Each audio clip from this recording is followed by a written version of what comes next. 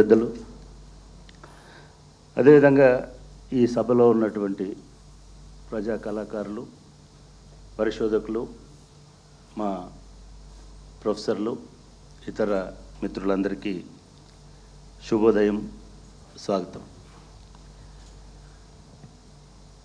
ఈ కార్యక్రమం ద్వారా doctor B R Ambedkar open university Chavadi అనేటువంటి ఒక కొత్త వేదికను క్రియేట్ చేయబోతున్నది. నిజానికి పేరు కొత్తది, కానీ మేము గత 3-4 సంవత్సరాలుగా ఓపెన్ సోషల్ ఫోరం అనేటువంటి పేరుతో మా సోషియాలజీ, సోషల్ సైన్సెస్ ఫ్యాకల్టీస్ నుంచి అనేక ఇటువంటి కార్యక్రమాలని చేస్తూ వస్తున్నాం. అంటే మా ఉద్దేశం ఏమిటి అంటే, విశ్వవిద్యాలయాలు అంటే ఒక క్యాంపస్లో వాళ్ళు మాట్లాడుకొని కేవలం అకాడమిక్కే పరిమితం కాకూడదు. ప్రజలతో కూడా సంభాషణ జరపడానికి ఒక వేదిక కావాలి. ప్రజల ఆలోచనలు విన్నప్పుడే అకాడమిక్ స్థాయిలో కూడా కొంత గొప్ప మార్పులు రావడానికి, లేదా ప్రజలకు అనుగుణమైనటువంటి ఆలోచన రావడానికి అవకాశం ఉంటుంది. అట్లాగే విశ్వవిద్యాలయాలు కేవలం వారి దగ్గర ఎన్రోల్ చేసుకున్నటువంటి విద్యార్థులకే కాదు, మొత్తం సమాజానికి కూడా అనుసంధానం చేసుకొని ఆలోచనలు పంచుకోవాలి అనేటువంటి లక్ష్యం కూడా మాకు ఉంది.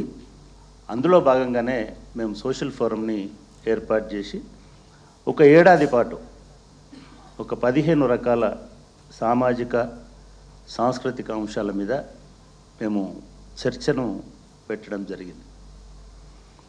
అందులో భాగంగా మొదట యక్షి సంస్థ తరఫున అపర్ణ గారు మమ్మల్ని సంప్రదించినప్పుడు, అపర్ణ తోట ప్రముఖ రచయిత్రి, కవి, సామాజిక పరిశోధకురాలు.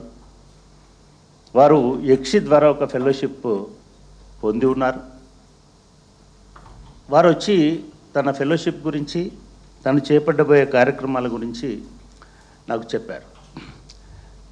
అట్లా చెప్పినప్పుడు కేవలం ఒక వెన్యూని హైర్ చేసినట్టుగానో లేదా వెన్యూని షేర్ చేసినట్టుగానో ఉండకూడదు. మీ ఆలోచనల్ని షేర్ చేసుకోవడానికి మేము సిద్ధంగా ఉన్నాం. లేదా యక్షి నాకు చాలా సుదీర్ఘ పరిచయం ఉన్నటువంటి సంస్థ. మధు కానీ, సాగరి కానీ దాదాపు ఒక 30 సంవత్సరాల నుంచి వాళ్ళు అనేక అంశాల మీద, ముఖ్యంగా సామాజిక సృజనాత్మక రంగాలలో విశేషమైనటువంటి కృషి చేస్తున్నారు.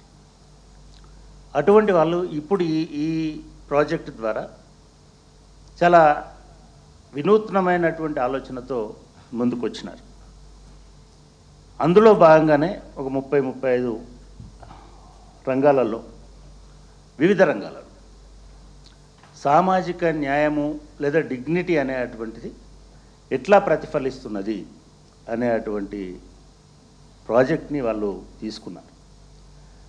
అందులో భాగంగా ఇవాళ మనం ఏదైతే ఈ చావడిలో చర్చకు తీసుకున్నామో, subaltern art forms dignity as a constitutional value అనేటువంటి అంశం మీద అపర్ణ తోట గారు తన పరిశోధనని మొదలు పెడుతున్నారు. I wish you all the best Aparna గారు. ఎందుకంటే ఇది చాలా కీలకమైనటువంటిది, చాలా లోతైనటువంటిది. అదేవిధంగా ఎవరూ ఇప్పటి వరకు దాన్ని ఈ రూపంలో, ఈ పద్ధతిలో టచ్ చేయనటువంటిది. ఇందాక వారు చెప్పారు, ఒక 150-170 సంవత్సరాల నుంచి రకరకాల పద్ధతుల్లో పరిశోధనలు జరుగుతున్నాయి. కానీ ఇది స్థానిక భాషల్లో వ్యక్తీకరించేటప్పటికీ చాలా డిస్ట్రాక్షన్స్ ఉంటున్నాయి. ఇందాక వారు జదిర్ తిరుమలరావు గారు ఇటువంటి జనబాహుళ్య కళారూపాల పరిశోధనలో ఆద్యులు, అగ్రగణ్యులు, విశిష్టమైన సేవలు చేస్తున్నటువంటి వ్యక్తి. వారు కూడా ఇవాళ ఈ సబల్టర్న్ నియమనాలి, జానపదులు అనేది ఒక అభ్యంతరకరమైనటువంటి వ్యక్తీకరణ,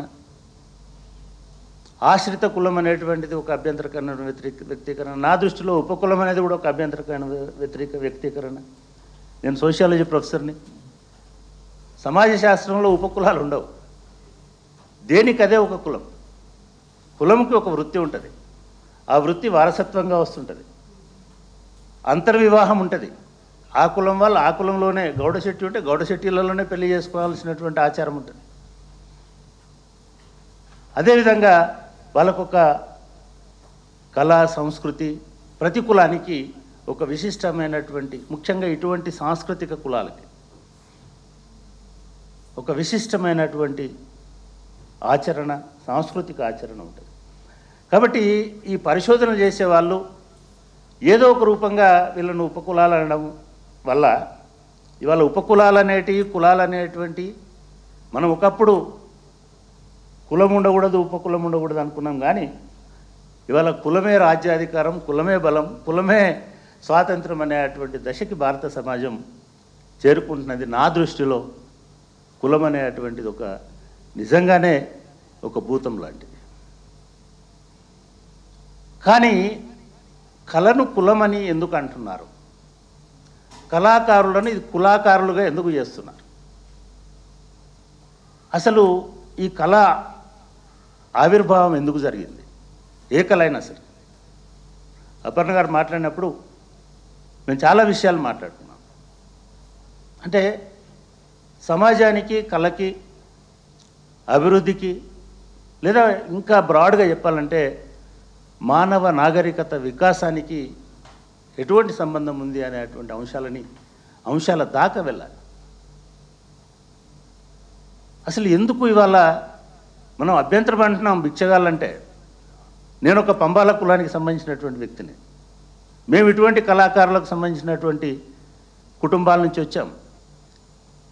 తిరుమలరావు గారు, ఇవాళ ఎవరు ఈ కళల్ని కానీ, ఈ సాహిత్యాన్ని కానీ, ఈ సంస్కృతిని కానీ గౌరవించే స్థాయిలో లేరు.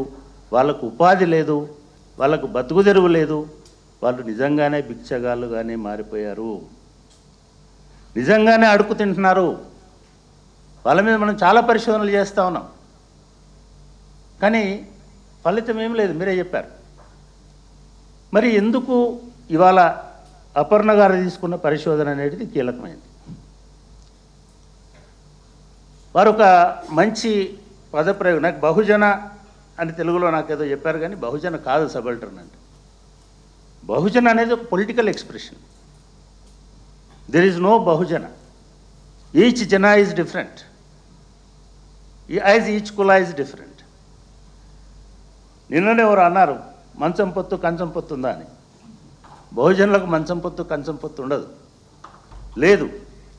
ఒక బ్రాహ్మణికి, ఒక దళితుడు, ఒక మాదిగ ఎంత దూరమో, ఒక కాపుకి, ఒక చాకలికి కూడా మాదిగ అంతే దూరం. మేము స్కూళ్ళలో ఉన్నప్పుడు మేము రాడికల్ స్టూడెంట్స్ యూనియన్తో కొంత దగ్గరగా ఉండేవాళ్ళం. అందులో డిస్కషన్స్లో చాలా సామాజిక అంశాలు వచ్చేటి. ఒక మాదిగ ఇంట్లో చాకలి ఎందుకు బట్టలు ఉతకడు? నేను 70-80 మధ్యలో ఉన్న తెలంగాణ పరిస్థితి చెప్తా ఉన్నా. లేదు, ఒక గొల్లాయన, ఒక మాలాయన దగ్గర ఎందుకు భోజనం చేయడు? బ్రాహ్మడు చేయడు, రెడ్డి చేయడు, వెలమ చేయడు, చాకలి చేయడు. అటువంటప్పుడు ఇవాళ ఈ బీసీ కులాలు, ఎస్సీ కులాలు అందరూ కలిసి బహుజన అనేది అది ఒక పారని మంత్రం అని నా అభిప్రాయం. ఎన్నడూ పారలే, 30 సంవత్సరాల నుంచి చూసినాం మనం. ఇప్పటి పరిస్థితుల్లో అయితే ఎవరికి వాళ్ళు అదొక ఆత్మగౌరవంలాగా చెప్పేటువంటి వాతావరణం కనబడుతూ ఉంది. కాబట్టి భారతదేశంలో ఉన్నటువంటి కులాల మధ్యలో ఒక ఏకభావన, ఏకత్వ భావన అనేటువంటిది సాధించలేకపోయాము ఈ 70 సంవత్సరాల కాలంలో. నిజానికి భారత రాజ్యాంగం డాక్టర్ బాబాసాహెబ్ అంబేద్కర్ గారి ఆలోచనలు, ఆయన చొరవ మేరకు ఇందాక వారు చెప్పారు, ప్రియంబుల్ని ప్రవేశపెట్టడం జరిగింది. ఇది ఒరిజినల్ కాన్స్టిట్యూషన్లో లేదు, డిస్కషన్కి వచ్చిన కాన్స్టిట్యూషన్లో లేదు. కానీ అంబేద్కర్ గారు ఏమనుకున్నారంటే, ఏదో ఒక మార్గ నిర్దేశం లేకపోతే, ఏదో ఒక దిశను మనం చూపించకపోతే ఈ రాజ్యాంగానికి ఎవరు విలువ ఇవ్వరు అనేటువంటి విషయాన్ని గ్రహించారు. గ్రహించి ఆయన బ్యూటిఫుల్ ప్రియంబల్ని రాసినారు. దాంట్లో అన్నిటినీ మాట్లాడుతున్నాం మనం. జస్టిస్ గురించి మాట్లాడుతున్నాం, ఈక్వాలిటీ గురించి మాట్లాడుతున్నాం, లేదా మిగతా అన్ని రకాలైనటువంటి రాజ్యాంగంలో ఉన్న సెక్యులరిజం అన్నిటి గురించి మాట్లాడుతున్నాం. కానీ రాజ్యాంగంలో ఒక మౌలిక సూత్రమైనటువంటి ఫ్యాటర్నిటీ గురించి ఎవరు మాట్లాడడం లేదు. అంబేద్కర్ గారు ఆశించింది ఏమిటంటే, ఈ రాజ్యాంగ లక్ష్యాల్లో ప్రాథమికమైనది ఒకటి ఏమిటి అంటే సోదర భావాన్ని, సహోదరత్వాన్ని సాధించడం. మనుషులు సోదరులుగా ఉంటే తప్ప, వారు చాలా తర్వాత చాలా సందర్భాల్లో దాన్ని చెప్పారు, సోదరులుగా ఉంటే తప్ప ఈ దేశంలో సమానత్వం రాదు. సోదరుడు అనుకుంటే తప్ప అవతలి వాడికి మనం స్వేచ్ఛనివ్వం. స్వేచ్ఛ, సమానత్వము ఈ రెండు సాధించడానికి మౌలికంగా మన లోపల సహోదరత్వం, సోదరభావం అనేటువంటిది ఉండాలి. అంటే ఏమన్నట్టు, ఈ కులాలు, ఆశ్రిత కులం అంటే వాడి మీద ఆధారపడే కులం. ప్రతి కులము ఒకటి మీద ఆధారపడే కులమే భారతదేశంలో. అందరూ ఆశ్రితులే, ఆధారపడని కులమేం లేదు. ఈవెన్ రాజైనా దాసి మీద ఆధారపడాల్సిందే, బంటు మీద ఆధారపడాల్సిందే, సేవకుడి మీద ఆధారపడాల్సిందే. ఇటువంటి ఒక వ్యవస్థలో సమానత్వం రావాలంటే మనం ఈక్వల్ అనేటువంటి భావన రావాలి. ఒక్కటే తల్లి కడుపులో పుట్టినామని అంటే తప్ప, వేరు కులాల్లో పుట్టినాము, వేరు వృత్తుల్లో పుట్టినాము, ఇది కాదు. దీనికి మౌలికమైనటువంటిది ఏమిటి అంటే, ఈ సమాజంలో మనిషికి ఒక డిగ్నిటీ కావాలి, ఒక గౌరవం కావాలి. ఈ డిగ్నిటీ, గౌరవం అనేటువంటిది నిజానికి దాన్నే ఒక ప్రాథమిక విలువగా కూడా భారత రాజ్యాంగంలో ఆర్టికల్ 21లో పొందుపరచడం కూడా జరిగింది. అంటే డిగ్నిటీ అనేది ఎట్లా ఉంటుంది, ఏ రూపంలో ఉంటుంది, దానికి ఏ అంశాలు జోడించాల్సిన అవసరం ఉంటుందనే వివరణ ఎక్కడ లేదు. స్వేచ్ఛ అంటే ఎలా ఉంటుంది అంటే, నేను మీటింగ్ పెట్టుకుంటే స్వేచ్ఛ ఉంటుంది. సమానత్వం అంటే ఎట్లా ఉంటుందంటే, మనందరం ఒకటే భోజనం, ఒక బంతిలో కలిసి భోజనం చేస్తే అనుకుంటున్నాం. మరి డిగ్నిటీ అంటే ఎట్లా ఉంటుంది? Dignity is my feeling and experience of my position. నన్ను నువ్వు సమానంగా చూస్తున్నావని కాదు, అరే నేను ఈక్వల్గానే చూస్తున్నాను నువ్వు అనడం వల్ల ఉపయోగం లేదు. నువ్వు నన్ను ఈక్వల్గా చూస్తున్నావని నేను ఫీల్ అవ్వాలి. ఎవరైనా సరే ఫీల్ అవ్వాలి. సో నేను అంటే ఎవరు? నేను అంటే ఒక వైస్ ఛాన్సలర్ కాదు, ఒక పేరు కాదు. నేను అంటే నా ఐడెంటిటీ, నా ఉనికి, నా ఐడెంటిటీని నువ్వు గౌరవిస్తున్నావనే భావన నాకు కలగాలి. అది ఇక్కడ కూర్చున్నటువంటి ఏ కళాకారుడికి కలగడం లేదు. వీళ్ళందరూ ప్రజా కళాకారులు. ప్రజా ఉద్యమాలు వచ్చినాక పాటలు పాడేవాళ్ళు మాత్రమే ప్రజా కళాకారులు కాదు, జనబాహుల్య కళాకారులు, జానపదులు. నాకు నష్టమేం లేదు. జనపదాల్ని నడిపించినటువంటి కళాకారులు వాళ్ళందరూ. మీరు ఒక్కసారి వెనక్కి చూడండి. అంటే నేను ఇటువంటి కళాకారులు ఇన్ మోడర్న్ హిందూయిజంలో వీళ్ళు ఏమవుతున్నారనే దాని మీద నా పిహెచ్డి.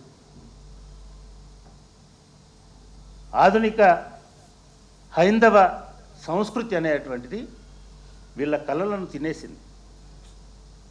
వాళ్ళ కళలంటే ఎంటర్టైన్మెంట్ అనుకుంటున్నాం. వాళ్ళ తాంబూరా చూస్తున్నాం మనం. ఆ తాంబూరా వెనుక ఉన్న తాత్వికత ఈ దేశ మూలవాసుల సంస్కృతి అనేది నేను చాలా గట్టిగా నమ్ముతున్నటువంటి వ్యక్తి. అంటే వాళ్ళు ఏ రంగు వేశారు, ఏ వాయిద్యం వాయించారు తో పాటుగా వాళ్ళ తత్వబోధ ఏం చెప్తున్నది. ఒక గంగిరెడ్ల ఆయన, ఒక పిచ్చకుంట్ల ఆయన, మనం బూత్ అనుకుంటాం. పిచ్చకుంట్ల అంటే బూత్గా మార్చేసాం ఆ కులాన్ని. ఒక బాలసంతు ఆయన, ఒక బయన్ల ఆయన, ఒక పంబాల ఆయన, నిన్న దాకా బోనాలు జరిగినాయి.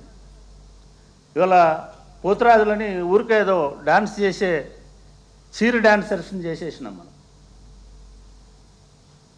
కానీ వాళ్ళని కూర్చోబెట్టి మాట్లాడినప్పుడు ఈ సృష్టి మూలం నుంచి వచ్చినటువంటి కళాకారులు, వాయిద్యకారులు, సాంస్కృతికకారులు, చరిత్రకారులు ఎవరు అంటే ఈ ఎదురుగా కూర్చున్నటువంటి వారు. భారతదేశపు సాంస్కృతిక జీవన ప్రయాణాన్ని కనుక మనం చూసినట్టయితే ఈ సృష్టి పుట్టుకకు ఎన్ని కులాలు ఉన్నాయో అన్ని కథలు ఉన్నాయి, అన్ని వెర్షన్స్ ఉన్నాయి. జాంబ పురాణం నుంచి మొదలుపెట్టి ఇప్పుడు చెప్తున్నటువంటి పుక్కిటి పురాణాల దాకా చూసినట్టయితే ఎవరి తత్వం, ఎవరి తాత్వికత, ఎవరి అవగాహన, ఎవరి దృక్కోణం వాళ్ళకున్నది. మనం వాళ్ళని కేవలం మనుషులుగా చూస్తున్నాం. మనుషులుగానే వాళ్ళను గౌరవించాలా గౌరవించకూడదా అని అనుకుంటున్నాం. కానీ వాళ్ళు చెప్పేటువంటి అంశాలు, వాళ్ళ విశ్లేషణ, వాళ్ళ అవగాహన మొత్తం సమాజాన్ని నడిపించడానికి, మార్గదర్శనం చేసుకోవడానికి పనికొస్తుంది. కానీ భారతదేశంలో ఏం జరిగింది? ఇటువంటి అంటే 4000 కులాలు ఉండొచ్చు. దేవుళ్ళు ఎంతమంది సార్? 4000 మంది. 33,000 మంది దేవతలు ఉండొచ్చు. అనేక రకాలు ఉండొచ్చు. కానీ ఒక సామాజిక జీవనం ఉండకూడదు. ఇప్పుడు చెప్తున్నటువంటి వాళ్ళు కూడా వన్ నేషన్ వన్ ఎలక్షన్ అంటున్నారు, వన్ నేషన్ వన్ ఇంకేదో అంటున్నారు, వన్ నేషన్ వన్ కాస్ట్ అనట్లేదు. భారతదేశం అంతా ఒకే కులం అని అనుకోవాలి కదా. ఈ కళాకారుల పరిస్థితి కూడా ఏమిటంటే ఇటువంటి భావన వల్ల, మనమందరం హిందువులం అనేటువంటి ఒక భావన వల్ల అంబేద్కర్ గారు చాలా చాలా ఎలాబొరేట్గా రాశారు. దురదృష్టవశాత్తు అంబేద్కర్ గారిని కూడా మనము ఆయన డిగ్నిటీని కాపాడలేదు. ఆయన డిగ్నిటీని కాపాడకపోవడం వలన ఆయన కులానికి కట్టేసినాం. ఆయన కులానికి కట్టేసి అంబేద్కర్ అంటే రిజర్వేషన్లు, అంబేద్కర్ అంటే కులము అని అనుకున్నాం. కానీ హిందూ మత ఆవిర్భావం పైన, రాముడు, కృష్ణుడు, మిగతా పురాణాలకు సంబంధించిన విశ్లేషణల పైన కనుక లోతుగా మనం గమనిస్తే ఇటువంటి ఒక బహుళత్వం ఉన్నటువంటి దేశాన్ని పూర్తిగా ఏకత్వంలోకి మార్చడం వలన, అంబేద్కర్ కూడా అత్యంత కరుడుగట్టిన జాతీయవాది. కానీ జాతీయవాదం వేరు, అంతర్గతంగా ఉన్నటువంటి వైవిధ్యాలు కూడా కాదు, వైరుధ్యాలు ఉండాలి, వైవిధ్యాలు కూడా ఉండాలి. వీటిని కాపాడుకోవడం వేరు.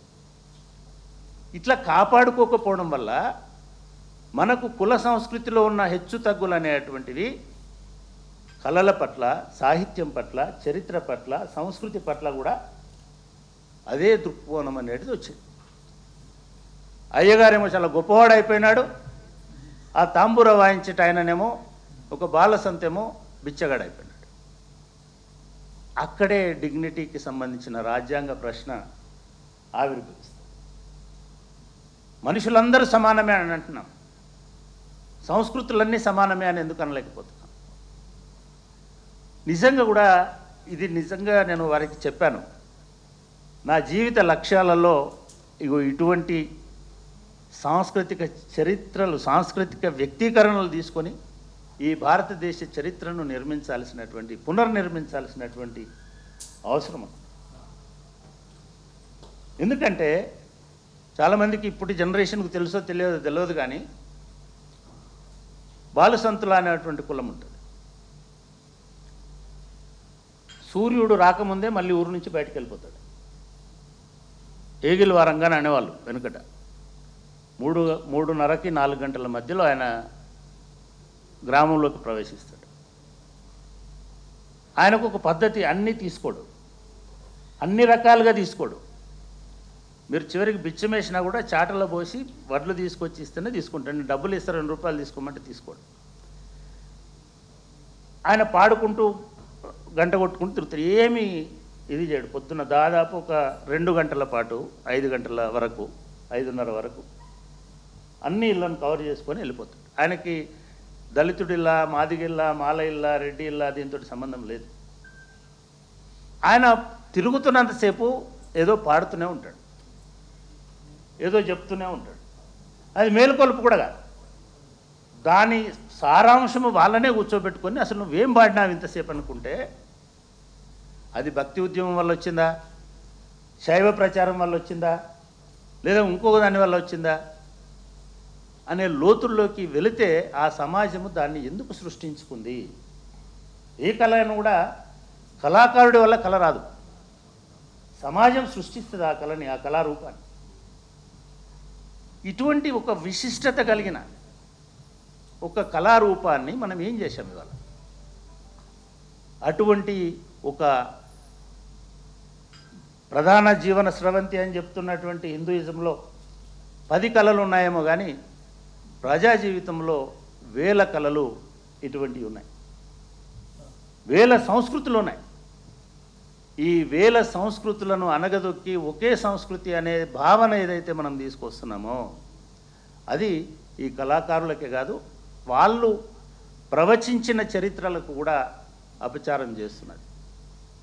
ఆ కళల పట్ల చిన్న చూపు ఉన్నది. గౌడశెట్టి అని చెప్పాడు, నాకు చాలా సంతోషం. 40 సంవత్సరాల తర్వాత నేను గౌడశెట్టిని చూస్తున్నాను. నేను గౌడశెట్టిలు వచ్చి నాటకాలు వేస్తే ఊరంతా అక్కడ లీనపై కూర్చుని ఉండేది. అది రాముడైనా కృష్ణుడైనా వ్యతిరేకంగా ఎదురుగా ఉన్న ఇంకో ఉమెన్ క్యారెక్టర్ వచ్చి ఏరా రామా అని పిలిచేది. ఇప్పుడు అట్లా పిలిస్తే తప్పైపోతుంది, ట్రోలింగ్ అవుతుంది. అంటే ప్రజలు ఎట్లయితే కొడుకులని మాట్లాడతారో, ప్రజలు ఎట్లయితే సహచరులతో మాట్లాడతారో, లేదా ఆ నరేషన్ కూడా గౌడజెట్టి కాదు కానీ ఇంకో జంగంలో ఒక కమ్యూనిటీ ఇట్లాంటి నాటకాలు వేస్తుంటారు. ఒక ఆయన అంజయ్ అనేట ఆయన నాకు ఎప్పుడో 20 ఏళ్ళ కింద ఎక్కడో ప్రయాణంలో కలిసినాడు. ఆయన సీత అపహరణ తర్వాత రాముడిని నిందించుకుంటూ ఒక 15 నిమిషాలు ఒక పాట పాడాడు. సీతమ్మ తల్లి ఎంత గొప్పది, నువ్వెందుకు ఆమెని ఇది చేస్తున్నావని, అంటే లిటరల్గా ఏడ్చుకుంటూ పాడినాడు.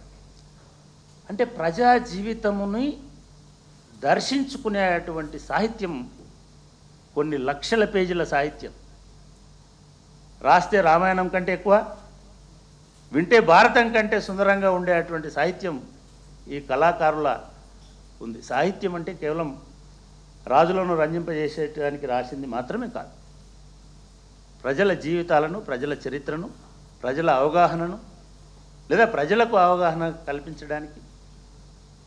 ఇది మౌఖిక సాహిత్యం అంటమా, లౌకిక సాహిత్యం అంటమా, ఇంకా చర్చ జరుగుతూనే ఉంటుంది, ఎవరూ నిర్ధారించడానికి లేదు.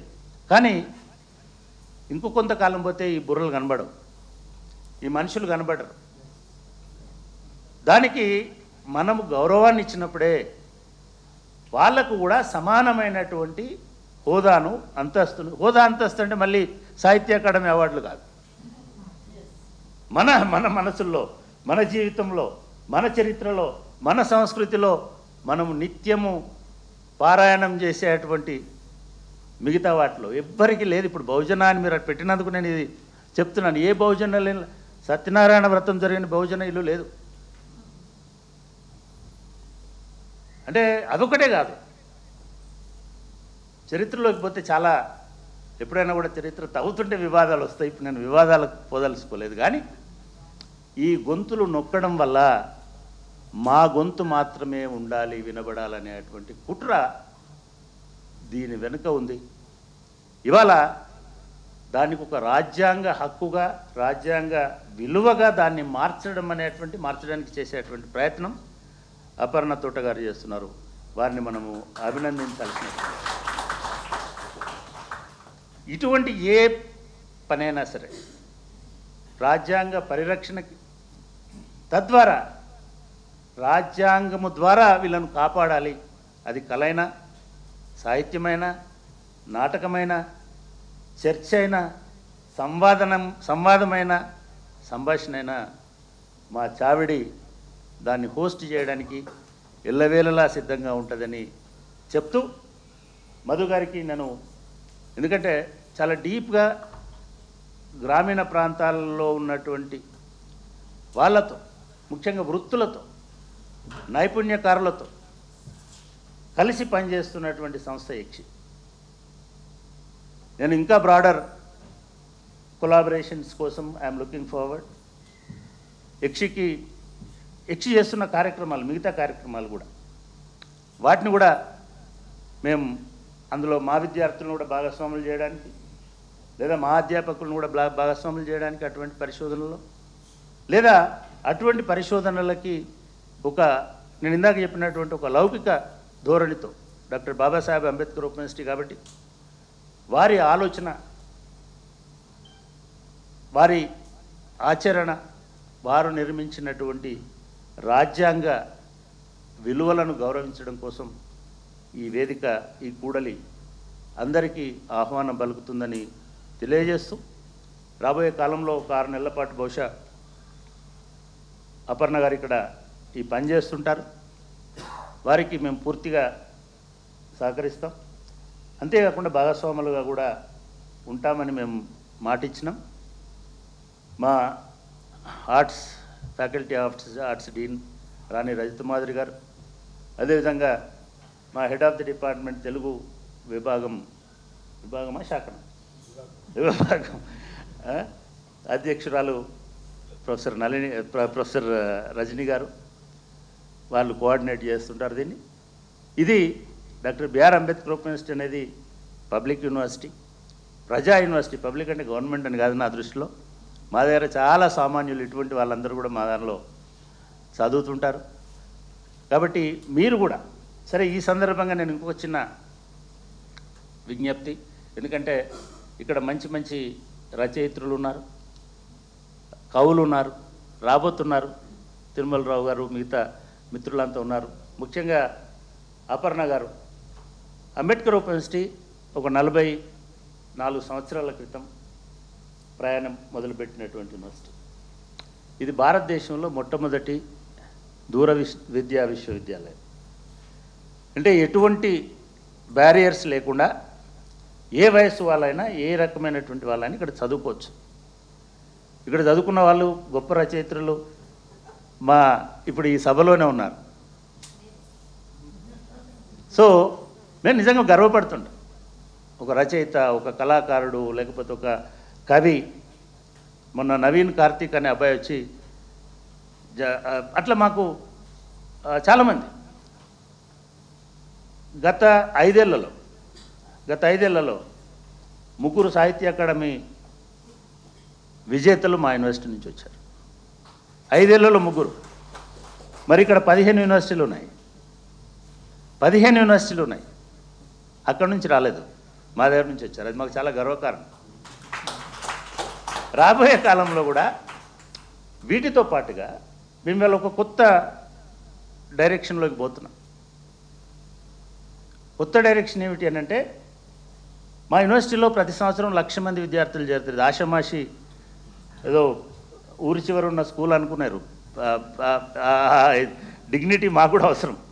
సో ఇది ఒక 1,00,000 మందిని చేర్చుకునే విశ్వవిద్యాలయాలు తెలంగాణలో బహుశా 1-2 కంటే ఎక్కువ లేవు. ఒకవేళ ఉన్నా వాళ్ళ అఫిలియేటెడ్ కాలేజెస్ మిగతాయి కలిపితే 1,00,000 అవుతున్నారు వాళ్ళకి. మాకు అట్లా ఉండవు, అంతా మేమే. అయినా 1,00,000 మంది చేరుతున్నారు. అయితే ఈ 1,00,000 మందిని కేవలం పట్టాలు ఇచ్చి, డిగ్రీలు ఇచ్చి, చదివిపించి పంపించడమేనా?